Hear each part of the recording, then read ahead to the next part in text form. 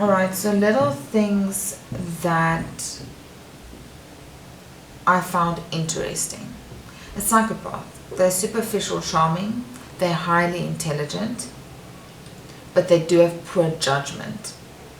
They fail to learn from their experiences.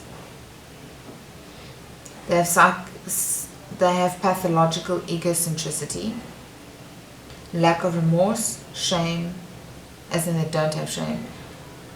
They do have impulsivity, and they do have grandiose sense of self-worth. But psychopaths and sociopaths both struggle with grandiosity, and so do narcissists, actually. The difference, the main difference that I've seen in all the research that I've been doing is the level of consciousness, or conscience. So the difference is that the sociopath has a little bit of it.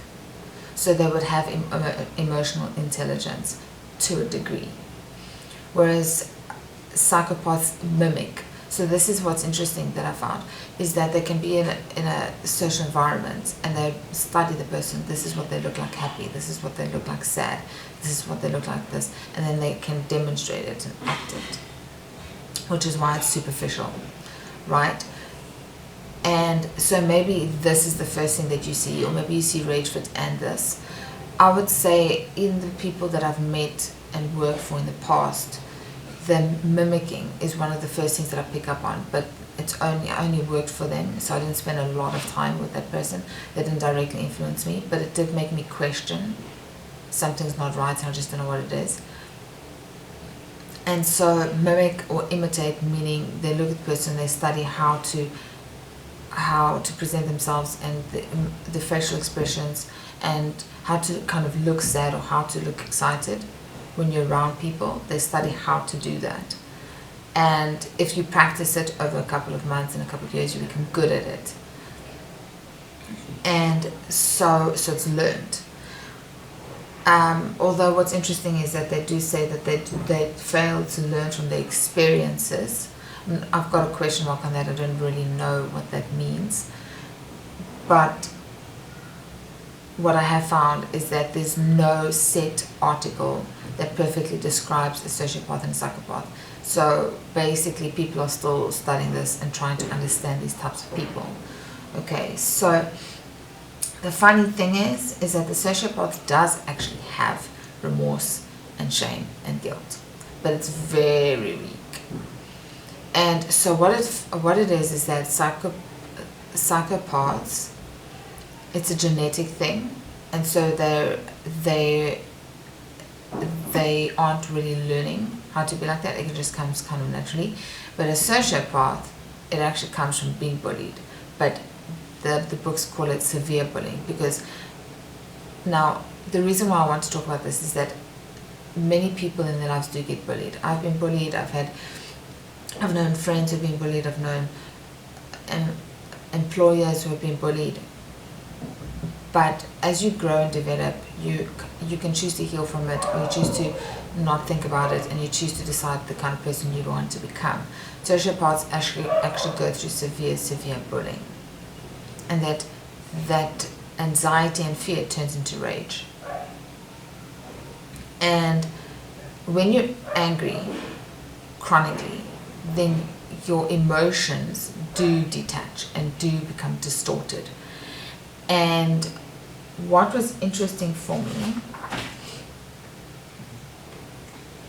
is that they do have normal relationships, and they do have healthy, close friendships, because they have a touch of empathy. They are controlled people. So psychopaths are seen as impulsive. They don't always think things through. Sociopaths are seen as controlled. They do have impulsive behavior, but they controlled behavior in line with rule violation.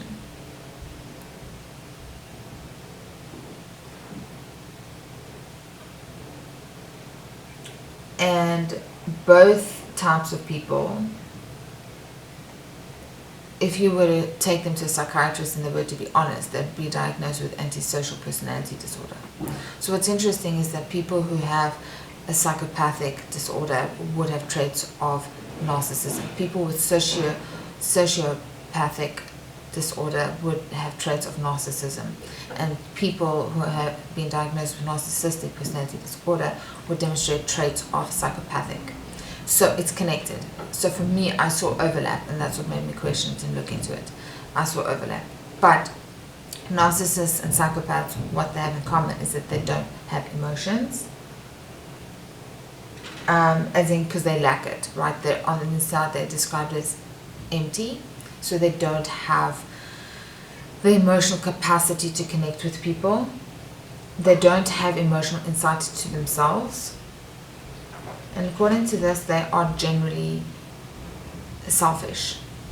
And that's because they lack empathy for others.